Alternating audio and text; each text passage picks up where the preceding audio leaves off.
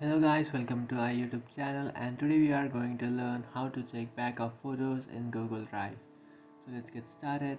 So if you want to back up your photos from your mobile to your Google Drive, what you can do is just open up your Photos application, your Google Photos application, and after doing that, now if you'll back up your photos from your mobile device to your Google Drive, what it does is it will save those photos in your Google Photos application.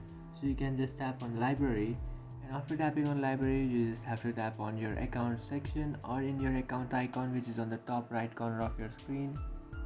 After tapping on the account icon, now here you can find this backup option.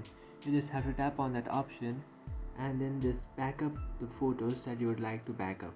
So you just have to turn on that option if that option is turned off, and after turning on that option your photos starts to back up, and after backing up all the photos you just have to close it, and then if you'll check you will access all the photos in your Google Photos.